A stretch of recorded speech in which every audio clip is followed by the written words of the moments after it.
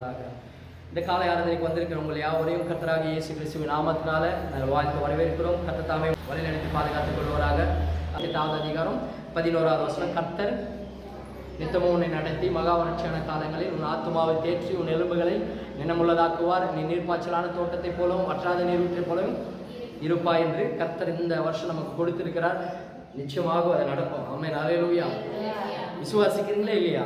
ஆமென். உங்களுக்கு நடக்கவே இல்லையோ, எனக்கு நடக்கும். ஆமென். போன வருஷம் ஆண்டவர் சொன்னார், உன் சத்துருக்களுக்கு முன்பாக ஒரு பந்தி ஆயத்தப்படுத்தி உன் தலை எண்ணெயினால் அபிஷேகம் பண்ணுவேன், உன் பாத்திரம் நிரம்பி வழியும். My cup runneth over. என் பாத்திரம் நிரம்பி வழியும் என்று கர்த்தர் சொன்னாரு. அது அப்பத்திலே நடக்க ஆரம்பிச்சிச்சு. ஒரு ஆமென் சொல்லுங்க. அல்லேலூயா. சத்துருகளையும் பெருகினாங்க, ஆண்டவருடைய ஆசீர்வாதமும் பெருகிச்சு. ஆண்டவர் அநேக வாசல்களை கர்த்தர் திறந்து அநேக காரியங்களில் கர்த்தர் நடத்தினார். அது போன வருஷம் அந்த வாக்குத்தத்தம் நிறைவேறினது. அது உங்களுடைய வாழ்க்கை, அநேகருடைய வாழ்க்கையில் நிறைவேறினது என்று நான் சாட்சி கேட்டிருக்கிறேன்.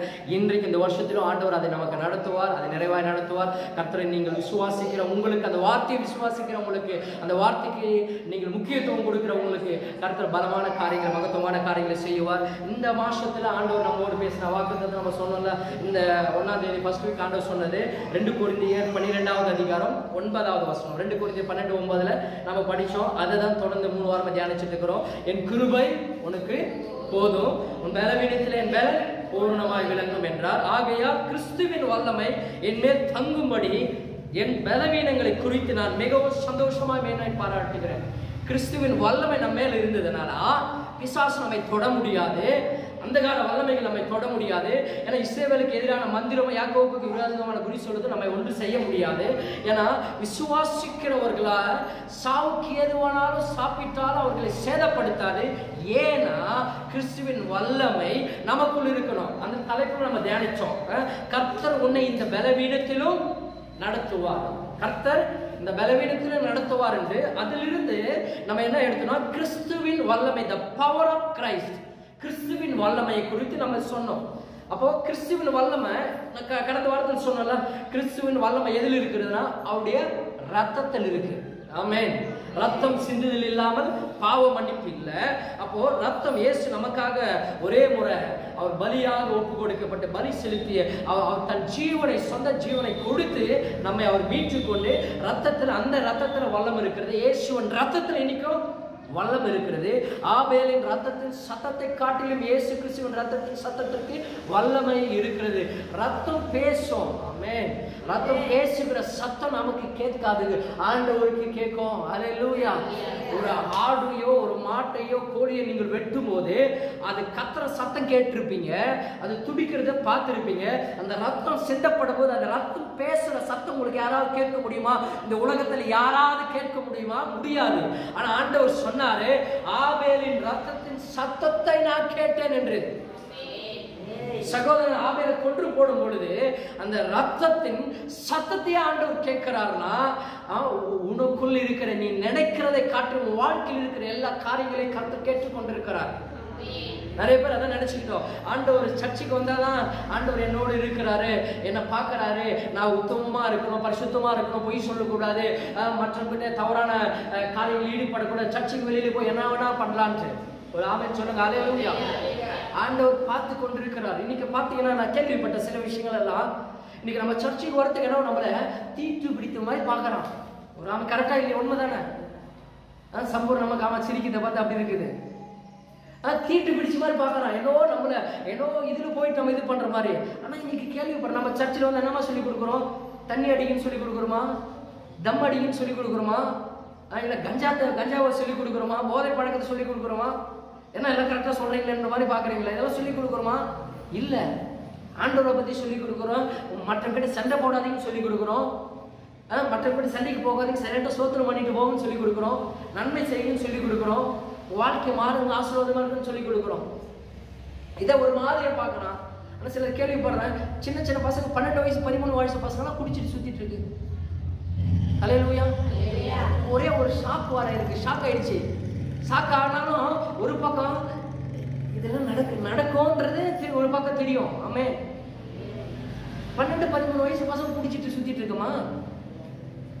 ஒழுங்கா நம்ம சர்ச்சுக்குள்ள வந்து நம்ம நல்லதை சொல்லி கொடுத்து நம்ம ஆண்டவர்கிட்ட திருப்பி தவறான பழக்கத்துல நம்ம மாத்துறோம். ஆனா அதுங்களை பார்த்து பெருமையா பேசிக்கிறாங்க, அசல் நினைக்கிறாங்க, அப்படின்னு நினைக்கிறாங்க. பரவாயில்ல, என் பையன் குடிச்சிட்டு சுத்துறானே, ஒரு கம்பீர் மாதிரி இருக்குது இன்னைக்கு உலகத்துல. ஆமென், அல்லேலூயா. அப்படியே நம்ம சொல்லி கொடுக்குறோம் இல்ல. சிலருடைய குடும்பத்தை நான் பார்க்கிறேன், பிள்ளைங்க சின்ன சின்ன பிள்ளைங்க, எப்படி சொல்றது, முளைச்ச 3 ஏழை விடலைன்ற மாதிரி ஒரு 10, 12, 13 வயசு இருக்கும். சும்மா அது துணி போட்டுக்கிட்டு தலையை கட் பண்ணிக்கிட்டு கோடு போட்டுக்கிட்டு இந்த தலை மாதிரி கேவலமாக பண்ணிக்கிட்டு சும்மா அப்படியே துணியை ட்ரெஸ்ஸை போட்டு ரவுடி மாதிரி போனால் பார்த்தா அம்மாவுக்கு, ஆத்தாளுக்கு, தாத்தாளுக்கு, பாத்தனுக்கு எல்லாம் பெருமை சந்தோஷம். ஒரு ஆமென் சொல்லுங்களா? அல்லேலூயா. உங்களை திட்டுற மாதிரியே இருக்குதா? ஆமென், அல்லேலூயா. ஒரு சந்தோஷம். அப்புறம் அவன் போயிட்டு நீ வாழ பார்க்கலாம், உன்னை கத்தியத்துல வெட்டிட்டு ஜெயிலுக்கு போறேன்னா அதை பார்த்து சந்தோஷம். அப்பா, என் பேரன், என் பிள்ளை, என் குழந்தை, என் தம்பி இவ்வளோ 12 வயசுல பார்த்து என்ன ஒரு தைரியம், என் குடும்பத்துக்கு ஒரு சேஃப்டி கார்டு, அது ஒரு பெருமை. இப்படி விடும்போது நாளைக்கு அது குடிச்சிட்டு வந்து சுத்தாதா இல்லையா? அல்லேலூயா. இன்னைக்கு நீ பெருமையா நினைக்கிற. நான் உதாரணம் சொல்றேன்.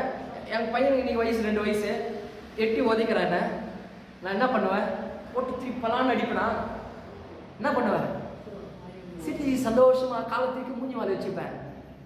அதே ஒரு 15 வயசு 20 வயசு கழிச்சு எட்டி உதச்சானா சிரிச்சுக்கிட்டு தூக்கி மூஞ்சி மேல காலை வச்சுப்பேனா? அல்லேலூயா. புரியல நான் சொல்றது? எல்லாத்துக்கும் ஒரு நேரம் இருக்குதுங்க. இன்னைக்கு அவன் வந்து இன்னைக்கு கூப்பிட்டு ரவுடி மாதிரி நீ பண்ணிட்டு நீ சந்தோஷம் பார்த்துட்டேன்னா ஒவ்வொரு தலைகளை பார்த்தா எனக்கு அப்படியே எரியுது. அப்படியே அது மாதிரி தலையை போட்டு இது பண்ணிட்டு வச்சுட்டு அதை நீ குடும்பத்தை வச்சுட்டு சோறு போட்டுட்டு இருக்கிய. நாளைக்கு வந்து அது என்ன பண்ணாலும் அப்புறம் என்ன பண்ண முடியும்? அப்போ அது எங்க கேட்குது, எங்க பதிக்குதுன்னா அன்னைக்கு கூட உதைச்சானா இன்னைக்கு முன்ன அவன் சந்தோஷமா இருக்கும். என் பையன் இன்னைக்கு காலை உதைக்குது, எனக்கு சந்தோஷமா இருக்கும். பரவாயில்ல, என் குழந்தை உதைக்குது. 20 வயசு கழிச்சு உதைச்சானா அன்னைக்கு தெரியும் எனக்கு. ஒரு சொல்லுங்க ஆமென். உங்களை சொன்ன நீங்க ஒரு மாதிரியா பாக்குறீங்க, அதனால என்ன சொல்லிக்கிறேன். அல்லேலூயா, அல்லேலூயா. கரெக்டா இல்லையா பாண்டியன்? நம்ம பிள்ளைகளை நம்ம ஒழுக்கமா வளர்க்கணும். நம்ம இன்னைக்கு பிள்ளைகளை இன்னைக்கு 5 வளையாதது 50 விளையாது. இன்னைக்கு பெருமைக்காக நீ பார்த்து 4 பேர் அவன் சண்டை போடணும்னு பார்த்தனா, அப்புறம் 40 பேருக்கு அவன் சண்டை போடும்போது, கத்திக்கு வம்புக்கு நிற்கும் போது, குடிச்சு போய் நிற்கும் போது அன்னைக்கு உன்னால கண்ட்ரோல் பண்ண, இன்னைக்கு உன்னால கண்ட்ரோல் பண்ண முடியும். இன்னைக்கு நீ பெருமையை சந்தோஷமா வச்சுட்டுனா நாளைக்கு அது ஊதாதரியா ஊரை பொறுக்கிட்டு குடிச்சிட்டு சுத்திக்கிட்டு ரவுடியாவும் கொலையாலே ஆகிறது காரணம் பெற்றோர் தான். நான் இன்னைக்கு அடிச்சு சொல்லுவேங்க, ஒரு குழந்தை உருப்படாததுக்கு 99% பெற்றோர்கள் தான் காரணம். வேற எதையுமே பிளேம் பண்ண முடியாது. அல்லேலூயா. நான் சின்ன தப்பு கூட பண்ணாம பயத்தோடு இருந்ததுக்கு காரணம் எங்க பெற்றோர் தான். இன்னைக்கு நான் சொல்லுவேன், அவங்க இல்லைன்னா நான் ஏதோ ஒரு பொறுக்கிட்டு ஏதோ ஒன்று எங்க ஒன்று ஓடிட்டு எங்க ஒன்று பண்ணிட்டு இருக்கலாம். ஒரு 8ஆம் கிளாஸ் படிக்கும் போது 13 வயசுங்க. அப்போ ஒரே ஒரு முறை சினிமாவுக்கு தெரியாம வீட்டுக்கு போயிட்டு ஒரு நாளெல்லாம் அப்படியே பயந்துட்டு மூளை வீட்டில் ஓடி உட்காந்துட்டு இருக்கோம். அங்க ஒருத்தர் தெரிஞ்சவர் பார்த்துட்டார் சினிமா தியேட்டர்ல, முருகன் தியேட்டர்ல. நானும் இன்னொரு பையன், நாகராஜன் ஒரு பையன், அந்த பையன் செத்துட்டான். 2 பேரும் போயிட்டு இந்த ஆத்திலே நடந்து போயிட்டு ரோட்ல போனா யாரும் பார்க்க போறாங்கன்னா 20 ரூபா காசு எடுத்துட்டு 5 ரூபா 10 ரூபா டிக்கெட் கொடுத்துட்டு 10 ரூபாய்க்கு சாப்பிட்டு அந்த ஆத்திலே இறங்கி வந்துட்டு சினிமா தியேட்டர் வந்து பார்த்துட்டாரு. முடிஞ்சிட்டா கதை ஸ்கூல் கட் பண்ணிட்டு அப்போ லீவ் போட்டு வந்துட்டு அவர் எங்க சொல்ல போறாரோ சொல்லிட்டு போறாருன்னு வீட்டுல சைலண்டா நோயாளி பேஷண்ட் மாதிரி மூலையில உட்காந்துட்டு இருந்தோம். இன்னைக்கு 13 வயசு பசங்க சொல்லுங்க, ஒரு ஆமென் சொல்லுங்களேன். இன்னைக்கு அந்த பயம் இருக்குமா? சினிமா தியேட்டருக்கு போறது பயம் இருக்கு, ஒவ்வொரு சுத்தத்துக்கு பயம் இருக்கு இல்ல. இன்னைக்கு பயம் இல்ல. அப்ப யார் காரணம்? அன்னைக்கு அந்த அளவுக்கு பயந்துட்டு. அதான் சொல்றேன், ஒவ்வொரு விஷயங்களும் ஒரு தெரியாம ஒரு விஷயத்துக்கு போனா அவ்வளவு பயம் நிறைய சொல்ல முடியும். ஆமென், அல்லேலூயா. ஒரு டைம் எங்க வண்டி போயிட்டு இருக்கு, மாங்காய் அரைக்கிறதுக்காக லாரி போகுது. எங்க அப்பா போகக்கூடாதுன்னு சொல்லிட்டாரு. அதே மீறி நம்ம போகக்கூடாது, அவ்வளவுதான். பயந்துட்டு அவருக்கு தெரியாம பின்னாடி ஏறி வண்டியில உட்காந்துட்டு போறோம். பயம். ஆனா இன்னைக்கு பசங்க எல்லாம் நீ என்ன சொல்றத போ, இன்னும் கொஞ்சம் சொன்னா போடா வேலையை பார்த்துட்டு போகும். ஒரு ஆமென்.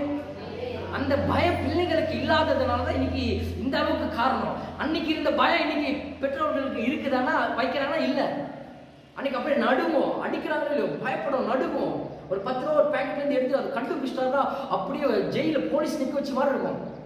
ஏன்னா அப்ப நிறைய நேரத்துல பேக்கெட்ல பணத்தை எடுத்து பழக்கம் வர இப்ப பணம் தூக்கிடுவோம், கண்டுபிடிக்க மாட்டோம். ஒரு டைம் கண்டுபிடிச்சிட்டோம்னா அப்படியே இதை பண்ணணும் அதை பண்ணணும், முட்டை மந்திரம் வைக்க அதை வைக்கிறோம். பயந்துட்டு என்ன பண்ணுவாங்களோ எது பண்ணுவாங்களோ. அப்ப போலீஸுக்கு முன்னாடி அரெஸ்ட் பண்ண மாதிரி எந்த அளவுக்கு ஒரு பயம். ஆனா இன்னைக்கு இல்ல. காரணம் பெற்றோர்கள் தான். இன்னைக்கு சொல்லு என் பிள்ளை மதிக்கிறது இல்லை, என் பிள்ளை இது இல்லை, இன்னைக்கு ஊரை சுத்திட்டு இருக்கு, பசங்களை கண்ட்ரோல் பண்ண முடியல, பேர பிள்ளையை கண்ட்ரோல் பண்ண முடியல, தங்கச்சி பிள்ளையை கண்ட்ரோல் பண்ண இவ்வளவு கண்ட்ரோல் பண்ண முடியலன்னு காரணம் சொல்றதுக்கு காரணம் ஒரே காரணம் நீங்க தாங்க. இன்னைக்கு நீ பெருமையா நினைக்கிற, நாளைக்கு அதுதான் உங்களுக்கு வேலையா வந்து நிற்கும். இன்னைக்கு இந்த காலையில் நான் சொல்றேன், இன்னைக்கு கொஞ்சம் கொஞ்சம் பயத்தோட அதுங்க நடத்துனீங்கன்னா, இன்னைக்கே அதுல ஃப்ரீயா விட்டுட்டீங்கன்னா நாளைக்கு அது எப்படி இருக்கும்? ராமன் ஹல்லேலூயா. இன்னைக்கு அதுல இழுத்து பிடிச்சி ஒழுங்க கண்ட்ரோல் பண்ணிட்டு வளர்த்துட்டு ஒரு 25 வயசு 20 வயசுக்கு அப்புறம் அப்ப வெளியே விடுங்க. அவங்க ஒழுங்கா வாழ்வாங்க, அவங்க குடும்பத்தை அவங்க ஒழுங்கா பார்ப்பாங்க, அன்னைக்கு ஒழுங்கா இருப்பாங்க. இன்னைக்கு நீ பெருமையா இருந்துட்டு இன்னைக்கு இவங்க பார்க்கல அவங்க பார்க்கல, அது கண்டுக்கல இது கண்டுக்கலன்னா நீங்க 10 ரூபா சம்பாதிக்குது, 10 ரூபா எடுத்துட்டு வந்து கொடுக்குதுட்டு உதவாத வேலைக்கு போயிட்டு பணம் எடுத்துட்டு வந்து கொடுக்குறாங்கட்டு கொள்ளையடிக்கிறதுக்கு அனுப்புங்களா? எப்படி பண்ணலாங்குது? பணத்துல வந்து எனக்கு கொடுக்குறான், எங்கிட்ட வந்துச்சுன்னு கேட்கறமா, எப்படி வந்துச்சுன்னு கேட்கறமா, இந்த போன் வாங்கின எங்கிட்ட வாங்கின அதுக்கு எங்கிட்ட கால வச்சு கேட்கறமா, ஏதோ அவன் சம்பாரிச்சுட்டு வாங்கிட்டான், என்ன சம்பாரிச்சான், எதுல சம்பாரிச்சான்னு கேட்கறமா, கொள்ளை அடிச்சானா, திருடிட்டு வந்தானா, என்ன பண்ணான்னு கேட்கறமா? இல்ல. ஏன் இன்னைக்கு அவனை சீர்கட்டு கிடைக்குது? அதுக்கு அதை தான் சொல்றேன். இன்னைக்கு அதை தான், இன்னைக்கு அதை பத்தி நம்ம சர்ச்சையில் போதிக்கலையே. பசங்க நல்லதா சொல்லித்தரோம், அதுக்கு தான் சொல்ல வந்தேன். இன்னைக்கு 12-13 வயசுலாம் குடிச்சு நம்ம ஊர்ல குடிச்சு சுத்திட்டு இருக்கு, அதை பத்திலாம் பெருமையா பார்க்கறான். ஆனால் சர்ச்சுக்கு போனா ஒரு மாதிரியே பார்க்கறான், சர்ச்சுக்கு போறாங்களே. ஆமென் ஹல்லேலூயா. ஒரு தீட்டான ஸ்தலம் கிடையாது. தீட்டா இருக்கிறவங்க உள்ள வரும்போது பரிசுத்தமாக்கப்பட்டு நல்ல மனுஷனாய் வெளியே போகிற ஒரு ஸ்தலம் இது. புரிஞ்சுங்க? ஒரு ஆமென் சொல்லுங்களேன். நீ எந்த திருடனாயும் எந்த கொள்ளையடிக்கிறனாவையும் பாவியாயோ நீ எவ்வளவு பெரிய எப்படி சொல்றது, எவ்வளவு நாற்றத்தோடு நீ உள்ள வந்தனா அதை சுத்தமாக்கி வெளியில அனுப்புகிற ஒரு பரிசுத்தமான இடம், பரிசுத்த பூமி தான் தேவனுடைய ஆலயம், ஏதே தோட்டம். அந்த இடத்துல நீங்க வரீங்க, உங்களுக்கு கர்த்தர் உங்களை கொஞ்சம் கொஞ்சமா மறுரூபமாக்கி உங்களை ஆசீர்வதித்து கொண்டிருக்கிறார். அப்போ தேவனுடைய பிள்ளைகள் இன்றைக்குல இருந்து பயபக்தியோடு வளர கற்றுக்கொள்ளுங்க. நான் ஏதோ அவுட் ஆஃப் டாபிக் வந்துட்டேன். ஓகே, அப்போ இன்னைக்கு நம்ம கிறிஸ்துவின் வல்லமை பவுல் சொல்றார், என் கிருபை உனக்கு போதும், பலவீனத்தில் என் பலம் பூர்ணமா விளங்கும் என்றார். ஆகையால் கிறிஸ்துவின் வல்லமை என் மேல் தங்கும்படி என் பலவீனங்களை குறித்து நான் மிகவும் சந்தோஷமாய் மேன்மை பாராட்டுகிறேன். கிறிஸ்துவின் வல்லமை என் மேல் தங்கணும். ஒரு கிறிஸ்துவின் வல்லமை என் மேல் தங்கிச்சுனாதான் நான் ஜெபிக்கிற ஜெபம் பரலோகத்தில் எட்டப்படும். நான் எதை கட்டணும் அது பூமியில் கட்டப்படும், பரலோகத்தில் கட்டப்படும். நான் கேட்கிற காரியங்கள் நடக்கும். இயேசு நாமத்தில் பிசாசு போனா போகும், சாவுக்கு ஏதுவான சரீரத்தை சேதப்படுத்தாது. ஹல்லேலூயா. நிறைய முறை சொல்லிட்டேன். சாது சுந்தர் சிங் ஒருத்தர் இருந்தாரு, அவருக்கு அவங்க அப்பாவும் சித்தியும் சேர்ந்து சாப்பாட்டுல விஷம் வச்சு கொடுத்துட்டாங்க, செத்து போட்டு. அவர் இயேசுவை ஏற்றுக்கொண்டார்ன்ற ஒரே காரணத்தை தவிர வேற ஒன்றும் அவர்கிட்ட குற்றம் கண்டுபிடிக்க முடியவில்லை. இயேசுவை ஏற்றுக்கொண்டார் என்று சாப்பாட்டுல விஷம் வச்சுட்டாங்க. அவங்க அம்மா கிடையாது, ரெண்டாவது தாரம் சித்தி அப்பா இவருக்கு என்னவோ சொல்லி பார்த்தாங்க. முரட்டத்தனமா இயேசுதான் என்ன மாதிரி. இன்னைக்கு வரைக்கும் அதான் சொல்றேன். அவன் சாது சுந்தர் சிங்க்கு எந்த சொத்து ஆஸ்தியும் தரல, அவர் சாகடிக்க பார்த்தாங்க.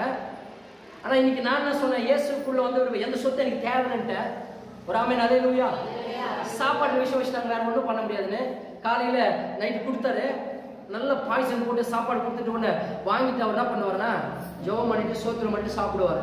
எத்தனை பேருமா சாப்பிடும்போது சோத்திரம் பண்ணிட்டு சாப்பிட்றீங்க? வந்த உடனே அப்படியே ஒரே வாய்ந்த ஆப்புன்னு போட்டுக்கு ஒரு ஆமென் ஹல்லேலூயா. ஜெபம் பண்ணிட்டு சாப்பிடணும். அதுதான் அப்புறம் கேட்டா ஃபுட் பாய்சன் ஆயிடுச்சு, லூஸ் மோஷன் ஆயிடுச்சுன்னு. இயேசு நாமத்தில் அந்த ஆகாரத்தை ஆசீர்வதிங்க ஆண்டவரே, இது என் உடம்புக்கு நல்லா இருக்கணும், ஆரோக்கியமா இருக்கணும், எந்த ஃபுட் பாய்சனும் வரக்கூடாது. கர்த்தாவுக்கு நீ கொடுத்ததற்காக ஸ்தோத்திரம், நன்றி. எத்தனையோ பேர் இது இல்லாமல் ரோட்டில் இருக்கிறாங்க, எனக்கு கொடுத்தீங்களே அப்படின்னு ஜெபம் பண்ணிட்டு 2 நிமிஷம் கண்ணை மூட்டி ஜெபம் பண்ணிட்டு சாப்பிட்டீங்கன்னா அது விஷமா இருந்தாலும் அமிர்தமாய் கர்த்தர் மாற்றுவார். இவருக்கு என்ன பண்ணாங்க, சாப்பாடு விஷயத்தை எத்தனை வந்து கொடுத்தாங்களா, வாங்கினா ஸ்தோத்திரம் பண்ணார். ரெகுலராக ஸ்தோத்திரம் பண்ணிட்டு சாப்பிட்ற பழக்கம். ஸ்தோத்திரம் பண்ணிட்டு சாப்பிட்டுட்டு படுத்துட்டாரு. அப்புறம் ஒரு 12 1 மணி ஒரு 3 மணிக்கு 2 மணிக்கு 3 மணிக்கு எழுந்துட்டாங்க. சித்தி அம்மா எழுந்துட்டாங்க, கணவரை எழுப்பிட்டாங்க. எழுப்பிட்ட உடனே சொல்றாங்க, சரி நம்ம மூலகாரங்கள்லாம் சொல்லிடுவோம், கொடுத்துக்கிறது பயங்கரமான பாய்சனு, மூலகாரங்கள்லாம் சொல்லிடுவோம், சாவுக்கு செலிப்ரேட் பண்ணுவோம் அப்படின்னு சொல்லிட்டு என்ன பண்ணாங்க, உடனே போய் பார்க்கலான்னு வெளியில வராங்க. வரும்போது அவர் தென்னை மரம் தான் படுத்துட்டு இருப்பாரு. ஏன்னா தீட்டு இல்லை, இயேசு ஏற்றிட்டாரு. புரியுத காமாச்சு, இயேசு ஏற்றிட்டாரு தீட்டு. அதனால என்ன பண்ணாங்க, வீட்டு உள்ள சேர்க்கல, வெளியே தென்னை இருக்கு பார்த்தீங்கன்னா வீட்டுல பழைய காலத்துல தென்னையில் அவர் அங்கேயே வச்சுட்டு அங்கேயே இது சாப்பாடு கூட பார்த்தீங்கன்னா பழைய காலத்தில் பார்த்துருப்பீங்க. பார்த்துருக்கீங்களா? ஒரு அலுமினி தட்டு, அது சாப்பாடு போட்டு அப்படியே ஜெயிலில் போடுவாங்க. அது மாதிரி போட்டு அதை சாப்பிட்டு ஒரு சொம்பு தண்ணி அங்கே இருக்கும், உள்ளெல்லாம் வராது, தீட்டு ஒரு ஆமென் ஹல்லேலூயா. உடனே என்ன பண்ணாரு, காலையில் 3 மணிக்கு இருந்து போய் பார்க்குறாங்க. பார்த்தா அவர் ஒன்றும் இல்லை, படிட்டு ஜெபம் பண்ணி சோத்திரம் ஏசப்பா சோத்திரம்னு சொல்லிட்டு இருக்காரு. பார்த்த உடனே நம்ம ஒரே ஆடி போயிட்டு, ஒண்ணுமே தலை புரியல கால புரியல. வச்சு சாப்பாடு சாப்பிட்றாங்க, விஷத்தை கலந்து நம்மாவே பிளேட் எடுத்து வைக்கிறாங்க, நம்ம முன்னாடியே சாப்பிட்றாரு. ஆனா 3 மணிக்கு இருந்து ஜெபம் பண்ணிருக்கிறார் இயேசுவேன்னு சொல்லிட்டு. ஹல்லேலூயா. இதுதாங்க கிறிஸ்துவின் வல்லமை. சாவுக்கு ஏதுவான சரீரத்தை சேதப்படுத்தாது, ஏன்னா கிறிஸ்துவின் வல்லமை உனக்குள்ள இருக்க முடியும். பார்த்தா ஒண்ணுமே புரியல என்ன நடக்குதுன்னு. அப்பவும் திருந்தல இயேசுவை அவங்க ஏத்துக்கல. இன்னும் இவன் எந்த வேலை ஆகாது, வீட்டை விட்டு போடா அப்படின்னு சொல்லிட்டு வீட்டை விட்டு துரத்தி விட்டாங்க. ஹல்லேலூயா. வீட்டை விட்டு துரத்தி விட்டாங்க. இன்னும் நான் சொல்லிட்டே இருப்போம் சாட்சி. இன்னொரு இடத்துல என்ன பண்ண, ஒரு மலையில போய் ஜெபம் பண்றாரு. வழக்கமா ஜெபம் பண்ண ஊருக்காரங்க எல்லாம் சேர்ந்துட்டு என்ன பண்ணாங்க, இன்னும் வேலை ஆகாது, இவன் ஊரே மாத்திடுவோம் போல இருக்குன்னு சொல்லிட்டு. ஆமென் ஹல்லேலூயா. அதனால தான் நம்ம ஊர்ல இன்னைக்கு நான் ஊரே மாத்திடுவோன்ற போலதான் ஊரே திரும்பி வந்துருச்சு போல இயேசு நாமத்துல. ஆமென். என்ன பண்ணாங்க, அவர் உட்காந்து ஜெபம் பண்ணிட்டு இருக்கும்போது ஒரு பெரிய பாறை, ஒரு 10 பேர் சேர்ந்து என்ன பண்ணாங்க, பாறையை ஊற்றி விட்டாங்க மலை மேல. அந்த பாறை மேல விழுந்து நசிங்க செத்து போயிடுவாரு. யாரும் எந்த கேள்வி கேட்க பதில பாறை விழுந்து ஜெபம் பண்ணிட்டு இருந்தாரு. பாறை விழுந்து செத்து போச்சு, அந்த கேஸ் ஆகாதுன்னு தள்ளி விட்டாங்க. அந்த பாறை இவர் உட்காந்து முழங்கால் பண்ணிட்டு ஜெபம் பண்ணிட்டு இருக்கிறாரு. பாறை வருது, வந்து கொஞ்சம் அப்படி கிராஸ் ஆகி அப்படி போயிட்டு வேற இடத்துல போய் ஒரு பாறையில் மோதிச்சு பாருங்க. மோதின உடனே எல்லாமே போய் பார்க்கறாங்க. ஷாக்கா ஒரு மலை பாம்பு அந்த ஊரே பயமுறுத்திட்டு இருந்திருக்கு. ஆடு மாடு எல்லாத்தையுமே முழுங்கி போய் எல்லாருக்கும் ரொம்ப பயங்கரமா எல்லாரும் கஷ்டத்தை கொடுத்த மலை பாம்பு செத்து போச்சு. அப்போ பார்க்கறான், என்னடா ஒண்ணு இவனை சாக்கடிக்கலான்னு பார்த்தா நமக்கு விரோதமான அந்த மலை பாம்பு செத்து இருக்கிறேன்ட்டு. அப்போ மலை பாம்பு செத்து போச்சு. இவனுக்கு ஒண்ணு புரியல, என்ன சாவுற விஷயத்துல சாப்பாடு வச்சாலும் சாப்பாடு விஷயம் வச்சாலும் சாகல, இப்படி கல் எடுத்து கொண்டாலும் சாக மாட்டான்ட்டு எல்லாரும் ஊரை விட்டு சேர்ந்து ஊர் மக்கள் சேர்ந்து ஊரை விட்டு துரத்திட்டாங்க. அவர் தான் இன்னைக்கு ஒரு பெரிய ஊழியை ஸ்தாபித்து செத்து போனவங்களை உயிரோடு எழுப்பின ஒரு பரிசுத்தவான். அவர் தாங்க சாது சுந்தர் சிங். ஹல்லேலூயா. சொல்லுங்க ஹல்லேலூயா. ஒரு பெரிய ஊழியத்தை செய்தாருங்க, செத்து போனவங்களை உயிரோடு எழுப்பினாரு. அந்த வல்லமை எங்கிருந்து வந்துச்சு? கிறிஸ்துவின் வல்லமை அவருக்குள்ள இருந்தது. இயேசுதான் தெய்வம். இயேசுவை உண்மையா ஏற்றுக்கொள்ளும் போது அவரை ஒன்று சாபமோ பில்லி சூன்யமோ செய்வனியோ சாவுக்கு ஏதான காரியங்கள் அவரை ஒன்றும் பண்ண முடியல. நீங்க அதான் சொன்ன, கிறிஸ்துவின் வல்லமை உங்களுக்குள்ள இருக்கிறனா இயேசுக்கு இடம் கொடுக்கணும். இயேசுவை திறந்து இயேசுக்கு மட்டும் இடம் கொடுங்க. உங்கள் வாழ்க்கையில எந்த பிசாசோ, எந்த மரணமோ, எந்த விபத்தோ, எந்த சாத்தான் ஏவல் ஆவியும் உன்னை தொட முடியாது. ஏன்னா இயேசு கிறிஸ்துவின் வல்லமை உனக்குள்ள இருக்கும் பொழுது உன்னை சாவுக்கு எதுவானாலும் உன்னை ஒன்றும் பண்ணாது. ஹல்லேலூயா. இன்னைக்கு நான் 3வது பாயிண்ட் சொல்லி முடிச்சிருவேன் இன்னைக்கு இந்த வாரத்தோட. 3வது, அப்போ முதல் வாரம் சொன்ன கிறிஸ்துவின் ரத்தத்துல வல்லமை இருக்கிறது, 2வது வார்த்தையில வல்லமை இருக்குன்னு சொன்னேன். இன்னைக்கு 3வது, இன்றைக்கு கிறிஸ்துவின் நாமத்தின் வல்லமை. ஹல்லேலூயா. the power of names. அவருடைய நாமத்துல வல்லமை இருக்கு. நாமம் என்ன தெரியுமா? நாமம் என்ன? ஹல்லேலூயா. பெயர் தான் நாமம், வேற எதுவும் கிடையாது. நாமன்றாங்களே அது பெயர் தான். 1000 பேர் இருந்துச்சு அவருக்கு. ஏகோ தேவனுக்கு 1000 நாமங்கள், 1000 பேர் இருந்துச்சு. அதில் அந்த நாமத்தை நீங்கள் சொல்லும் போது தான் உங்களுக்கு எந்த வித பிசாசு காரியங்களோ எதோ உங்களை ஒன்றும் தொட முடியாது. பிலிப்பியர் 2வது அதிகாரம் 9-11 வரைக்கும் நான் படிக்கிறேன். பிலிப்பியர் 2வது அதிகாரம் 9-11 வரைக்கும். அதெல்லாம் தேவன் எல்லாவற்றிற்கும் மேலாக அவரை உயர்த்தி, யாரை உயர்த்தி? இயேசுவை உயர்த்தி, இயேசுவின் நாமத்தில் வானோர் பூதலத்தோர் பூமியின் கீழானோருடைய முழங்கால் யாவும் முடங்கும்படிக்கு பிதாவாகிய தேவனுக்கு மகிமையாக இயேசு கிறிஸ்துவே கர்த்தர் என்று நாவுகள் யாவும் அறிக்கை பண்ணும்படிக்கு எல்லா நாமத்திற்கும் மேலான நாமத்தை அவருக்கு தந்தருளினார். இயேசுவின் நாமம், அந்த நாமம் இல்லாமல் நீங்கள் ரட்சிப்பில்லை. இயேசு இல்லாமல் ஒருவன் பரலோகத்துக்கு போக முடியாது. இயேசு நானே வழியும் சக்தியும் ஜீவனமாய் இருக்கிறேன் என்று சொன்னார். இயேசுவின் நாமத்துல இன்றைக்கும் அற்புதங்கள் நடக்கிறது. இயேசுவின் நாமத்துல இன்னைக்கு பேய்கள் ஓடுது. இப்போ நிறைய நான் சொன்னேன், நிறைய நடக்குது, பேய் ஓடுது நிறைய. ஆமென் ஹல்லேலூயா. வேதனைகளை சுகமாக்குறாங்க இயேசுவின் நாமத்துல. அவருடைய மகிமைக்காக எத்தனையோ பிசாசு நம்ம ஓட்டி இருக்கோம். ஆமென். நான் போய் ஓட்டி இருக்கிறேன். ஹல்லேலூயா. நான் போய் தொட்டா ஓடிச்சு. ஆமென் ஹல்லேலூயா. நான் போகும்போது பிசாசெல்லாம் ஓடிச்சு. அப்படியா? நான் அவ்வளோ பெரிய ஆளா? எத்தனை பேர் பிசாசு ஓட்டுறாங்க? அவ்வளோ பெரிய ஆளா? இல்லை. ஹல்லேலூயா. நான்லாம் ஒரு ஆளே கிடையாது. சும்மா ஒரு ஆள் அடிக்க முடியுமா? முடியாது. ஆனா இயேசுவின் நாமத்தை சொல்லும் பொழுது அந்த பிசாசுகள் நடுங்கும். நான் ஜெபம் பண்ணும்போது இயேசுவின் நாமத்துல பிசாசை போன்னு சொல்றோம் அப்படின்னு அர்த்தம். இயேசுவின் பேர்ல சொல்ற பிசாசை போன்னு, என் பேர் சொல்ற வெங்கடேசன் பேர்ல சொல்ற பிசாசை போனா தொட்டி என்ன அடிக்கும். ஆமென். அப்படிதான் பைபிள் சொல்லுது. பவுல் பிரசங்கிக்கிறாரு, பிசாசெல்லாம் ஓட்டுறாரு. இதுல மந்திரவாதிகள் குடும்பம் ஒரு குடும்பம் இருக்கிறது. அவங்க பார்த்தாங்க, அண்ணாடு பவுல் போய் இயேசு நாமத்தில் பிசாசை போன பிசாசு ஓடுது, சுகமா வர நம்ப இதே போய் பண்ண நம்ம சம்பாதிக்கலாமே, துட்டு சம்பாதிக்கலாமே, பிசாசு ஓட்டி மந்திரம் சொல்லி பணம் சம்பாதிக்கலாமன்ட்டு என்ன பண்ணாங்க, 3 பேர் என்ன பண்ணாங்க, தேசாந்திரியா திரிஞ்சு இருக்கிற 3 பேர் நேரம் போயிட்டு ஒரு பிசாசு கிட்ட போனாங்க. பிசாசே நாங்க சொல்றோம், பவுல் பிரசங்கிக்கிற, யாரு பவுல் பிரசங்கிக்கிற இயேசு நாமத்துல பிசாசே போன்னு சொல்லுச்சு. சொன்ன உடனே பிசாசு உடனே அப்படின்னு நின்று திரும்பி கேட்டுச்சு, பவுல் யாருன்னு எனக்கு தெரியும், அல்லேலூயா, இயேசு யாருன்னு எனக்கு தெரியும், நீ யாரா என்ன போய் சொல்றதுக்கு அப்படின்னு அவனை திருப்பிக்கிச்சுங்க. அவங்க 3 பேரும் திருப்பிக்கிட்டு ஓடு விரட்டுறது, ஊரெல்லாம் விரட்டுறது. அவங்க துணி எல்லாமே பிடிங்க நிர்வாணமா ஓடுறாங்க, ட்ரெஸ் இல்லாம நிர்வாண கோலமாக அடிச்சு காயப்பட்டு 3 பேர் சாவு குழங்க குத்து கொலவயிறுமாய் ஓடுறாங்க. அந்த பிசாசு குறைத்து கொண்டது. ஹல்லேலூயா, சத்தமா ஹல்லேலூயா. பிசாசு துரத்திக்கிச்சு. இன்றைக்கு நீங்களும் நானும், இன்னைக்கு நீயும் நானும் கிறிஸ்துவின் வல்லமை உங்களுக்குள்ள இருந்துச்சு, இயேசுவை நீங்க முழுசுமா ஏற்றுக்கொண்டு இயேசு கிறிஸ்துவின் வல்லமை உங்களுக்குள்ள இருந்துச்சுன்னா ஒரே ஒரு வார்த்தை நீ போய் நின்னு இயேசுவின் நாமத்துல பிசாசே போனான்னு போகும்.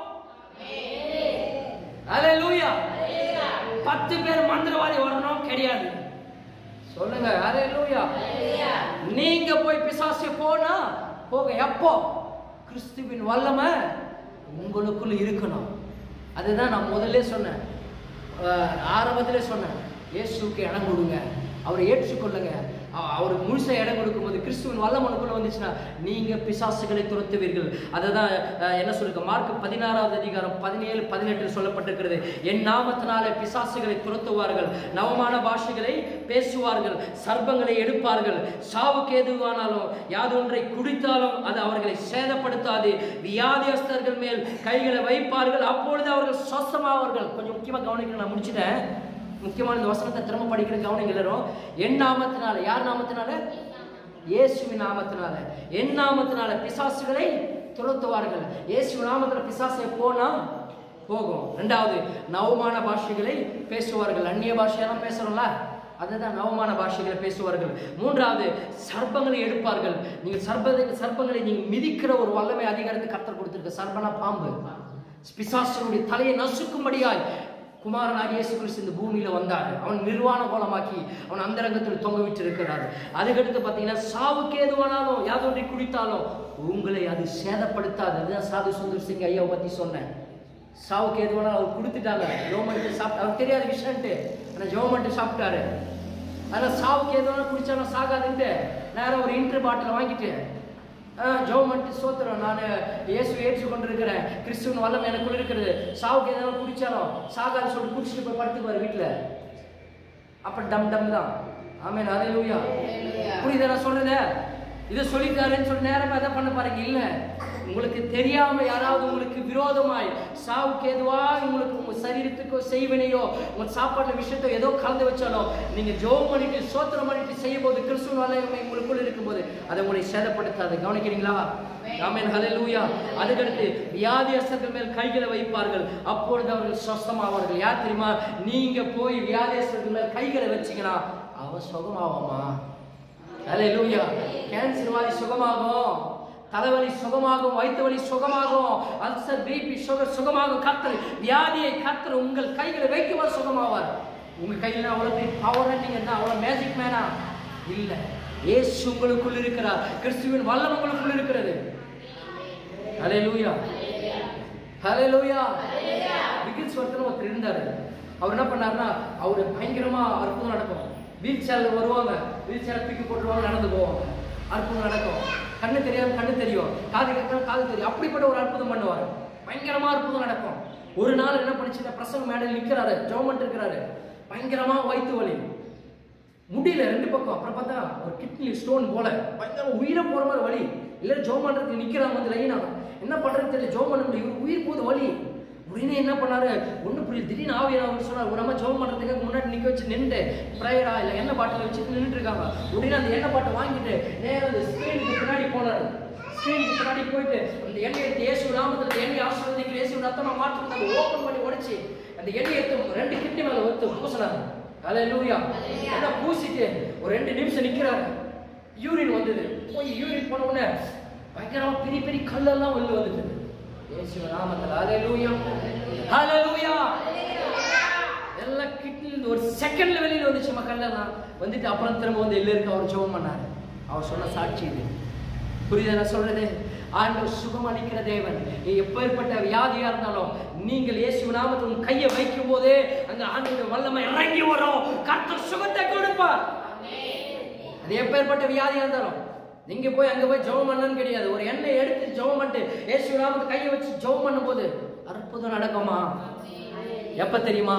இயேசுவின் கிறிஸ்துவின் வல்லமை உனக்குள்ள இருக்கணும். இயேசு நீங்கள் முழுசா ஏற்றுக்கொண்டு அவருடைய பிள்ளையாக நீங்க இருந்தீங்கன்னா உங்களை ஒண்ணுமே பண்ணாது.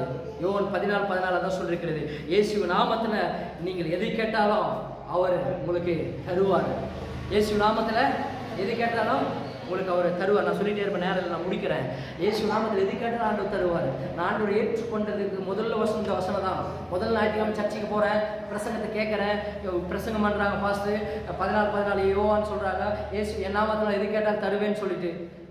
யாராவது வந்து சொல்லுங்க, நான் ஃபர்ஸ்ட் சர்ச்சைக்கு வந்தேன், என்ன வார்த்தை சொன்ன இருக்கா? ஞாபகம் இருக்கா? நேற்று ஈவினிங் என்ன சாப்பிட்டே நீங்க ஞாபகம் இருக்காது. 1 வருஷம் 2 வருஷம் முன்னாடி எங்க ஞாபகம் இருக்கா? நான் சொல்றது 18 வருஷத்துக்கு முன்னாடி முதல்ல வார பிரசங்கத்துடைய வார்த்தை. ஏன்னா என் வாழ்க்கையில் அசைச்சது. கேட்ட உடனே சொன்னேன், என் நாமத்தில் எது கேட்டாலும் தரேன்னாரு. அப்ப நான் சொல்றேன், ஏசப்பா நீங்க உண்மையாவ தருவீங்க. சரி ஓகே, நீங்க உண்மையான கடவுளா இருந்தா உங்க இயேசு நாமத்தில் நான் கேட்கறேன், எனக்கு சம்பளம் 1250 ரூபா, 3 மாசம் சம்பளம் கணக்கு போட்டா 3750 ரூபா வரும். நீங்க உண்மையான தெய்வம்னா இருந்துச்சுன்னா ஓகே, நான் இயேசு நாமத்தில் கேட்கறேன், எனக்கு 50,000 ரூபாய் பணத்தை 3 மாசத்துல கொடுங்க. கொடுத்தீங்கன்னா ஓகே, நீங்க இயேசு தெய்வம் தான், இயேசு தெய்வம் தான் ஏற்றுக்கொள்றேன். 2006 கேட்கறேன், எவ்வளோ? 3 மாசத்துல 50,000 ரூபாய். ஆனால் சம்பளம் 1250 ரூபா மாசம். 3 மாசம் கணக்கு போட்டா 3750 ரூபா. சொல்லிட்டு ஜோபத்துக்கு சர்ச்சுக்கு போயிட்டே தான் இருக்கிறேன். இதெல்லாம் எங்க நடக்கும் போது ஒரு பக்கம் கரெக்டா இன்னைக்கு ஆண்டவர் இதெல்லாம் உங்களுக்கு செய்வாரா? செய்வார். சர்ச்சுக்கு வெளியில போய் பாருங்க, அதெல்லாம் எங்க நடக்கும் போது ஏதோ அவர் பேசிட்டு இருந்தாரு, ஏதோ சொல்லிட்டு இருந்தாரு, நடக்கும்போது பார்த்துக்கலாம், ஆகும்போது பார்த்துக்கலாம், இது பண்ணும்போது பார்த்துக்கலாம் அப்படின்ட்டு போயிட்டு இருப்போம். அந்த மாதிரி என்ன பண்ணேன் நானும், சரி ஓகே சொல்லிட்டு ஜோம் பண்ணிட்டு நான் மட்டும் போயிட்டே இருக்கிறேன். நடக்கட்டும்னு சொல்லிட்டு ஒரு பக்கம் நடக்காதுன்னு தெரியும், ராமே நடக்காதுன்னு தெரியும்.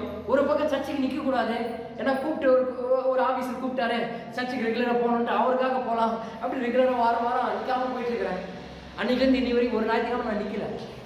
உங்களை 1 வருஷம் நிக்காம வந்தீங்கன்னா உங்களுக்கு கிஃப்ட் தரனாலும் மேல கீழே பாக்குறீங்க. நான் கிட்டத்தட்ட 18 வருஷம் ஒரு ஞாயிற்றுக்கிழமை நிக்காம போறேன். அப்படின்னா எனக்கு எவ்வளவு கிஃப்ட் கொடுத்துருக்கணும். அல்லேலூயா. அதை எல்லாவோட பெரிய கிஃப்ட் ஆண்டவர் கொடுத்துட்டு இருக்கிறார். போன உடனே கடைசி அப்புறம் கொஞ்சம் அப்படி இப்படி நடந்துச்சு. கரெக்டா 2 மாசம் எண்டில் முடியுது. நான் கணக்கு பண்ணி பார்க்குறேன், 2 மாசம் எண்டில் என் கையில் 60,000 ரூபாய் பணம் இருக்கு. ஒரு ஆமே மேஜிக்ல பொய் இல்லை, ஆண்டவர் பார்க்குறாரு. நான் கேட்டது 3 மாசத்துல 50,000, 2 மாசத்துல 60,000 ரூபாய் பணம் இருக்கு என் கையில். என்னென்னா நான் செஞ்ச வேலை தான். அந்த தொழிலாளர் நலவாரின்னு சொல்லிட்டு ஒரு ஸ்கீம் இருந்துச்சு, எல்லாருக்கும் தெரியும் உங்களுக்கு, நலவாரி கவர்மெண்ட் ஸ்கீம். அது நானே டைரெக்டாக எடுத்து கிட்டத்தட்ட ஒரு நாளைக்கு 100-200 பேர் ஒரு ஆளை சேர்த்து விட்டா 150 ரூபா வரும். அது பாட்டு ஆயிரக்கணக்கில் ஆளுங்களை எடுத்து போட்டு அது பாட்டு குயிலாக வந்தது. எதுவுமே சேர்த்து விட்ட உடனே கரெக்டாக கடைசியாக பார்த்தா 60,000 என் கையில் இருக்குது. ஆமே அல்லேலூயா சொல்லுங்க, அல்லேலூயா. அப்பதான் பார்த்தேன், ஓகே பரவாயில்ல ஆண்டவர் கொடுத்துட்டாருன்னு. திடீர்னு என் குறுக்கு புத்தி என்ன சொல்லும், நீங்க உங்க புத்தி யோசிக்க நான் அப்படி யோசிக்க இந்த புத்தி என்னாச்சுன்னா, ஆண்டவர் எங்க கொடுத்தாரு, நீ தானடா கஷ்டப்பட்ட நைட்டும் பார்க்கணும் சொல்றாங்களா இல்லையா? சொல்லுமா இல்லையா? நீங்க சொல்லுவீங்களா இல்லையா தெரியும். நான் சொன்னேன் நைட்டு 12-1 மணி வரைக்கும் கஷ்டப்படுவேன், விடிகால் 2 மணிக்கு 3 மணிக்கு எழுந்து ஓடுவேன். என் கண்ணெல்லாம் பார்த்தீங்கன்னா கருவலையும் அப்படியே கருப்பாயிட்டு இருக்கும், தூக்கம் இல்லாமல் அப்படி நீ தானே கஷ்டப்பட்டு தானே சம்பாதிச்சு அந்த பணம் வந்தது, கடவுளை ஏசப்ப நேரத்தில் வந்து வாழ்ந்து கொடுத்துட்டாரா அப்படின்னு ஒரு பக்கம் என் புத்தி சொல்லுது. அதையும் நம்பிட்டு திரும்ப இயேசுவை நம்பலை, திரும்ப ஓடுறேன், சர்ச்சுக்கு போகிறேன், திரும்பி அப்படி இருக்கிறேன். அப்படிலாம் நடந்துட்டு இருக்கும்போது தான் கடைசி சொன்னலாம், அந்த பையனுக்கு குழந்தைக்கு ஆப்ரேஷன் பண்ணக்கூடாது ஜெபம் பண்ணேன். முரளிக்கு ஜெபம் பண்ணும்போது ஆண்டவர் சுகத்தை கொடுத்த டாக்டருங்கெல்லாம் கைவிடும் போது ஆண்டவர்கிட்ட கேட்டேன், மரித்த லாசரு 4 நாள் கழித்து உயிரோடு எழுப்புனது உண்மைனா இந்த குழந்தைங்க மாத்திரை மருந்து மெடிசன் ஆப்ரேஷன் இல்லாமல் நீங்கள் சுகத்தை கொடுத்தீங்கன்னா உங்களை உண்மையான தெய்வமாக ஏற்றுக்கிறேன்னு அன்றைக்கி ஆண்டவர்கிட்ட கேட்டேன். நான்லாம் சும்மாலாம் இயேசு ஏற்றுக்கலாமா? இன்னைக்கு நீங்கள் பார்த்தீங்கன்னா நினைக்கிறீங்க என்ன இவ்வளோ இதோ அப்படியே நினைப்பீங்க. இப்போ நிறைய பேர் நினைப்பாங்க, காமாட்சியெல்லாம் நினைக்கும் இவர் பரம்பரை கிறிஸ்துவத்துலேருந்து வந்த மாதிரி பேசிட்டு இருக்கிறாரு, பிறந்ததே கிறிஸ்டினா பிறந்த மாதிரி பேசுறாருன்னு நினைக்கும். இல்லை உங்களோட எல்லாம் பட்டு அவரை எவ்வளோ சோதிச்சு பண்ணி அவரெல்லாம் எவ்வளோ டார்ச்சர் பண்ணி தான் இங்கே வந்தேன் நான் ஆண்டவர் இல்லையா? இயேசு பயங்கரமாக டார்ச்சர் பண்ணி பணத்தை கொடுத்தா நான் அவங்கள இயேசுன்னு ஏற்றுக்கிறேன்னு பணத்தை கொடுத்தா நான் தானே சம்பாரிச்சேன்ட்டேன். அப்புறம் ஹாஸ்பிட்டல் பிரச்சனை வந்து அந்த பையனுக்கு டாக்டருங்கெல்லாம் காப்பாற்ற முடியாதுன்ற மாதிரி சொல்லிட்டாங்க. வயிறு உப்போசமாகிட்டு யூரின் வர முடியாது, சதை வளர்ந்துட்டு யூரின் வராது, சதை ஃபுல்லாக வயிறு உப்பும், யூரின் வெளியில் வராமல் கஷ்டப்பட்டு டாக்டர் 1.5 வயசு கழிச்சு இன்னும் தான் ஆப்ரேஷன் பண்ணணும்னு சொல்லிட்டாங்க. 6 மாதம் ஆப்ரேஷன் பண்ண முடியாதுக்காக 6 மாதம் யூரின் போகாமல் உயிரோடு இருக்கலாம் இருக்காது. எல்லாம் ஒவ்வொரு மூணு உட்காந்து அழுகுறாங்க. அன்னைக்கு பிரசங்கத்தை கேட்குறேன் சர்ச்சில்.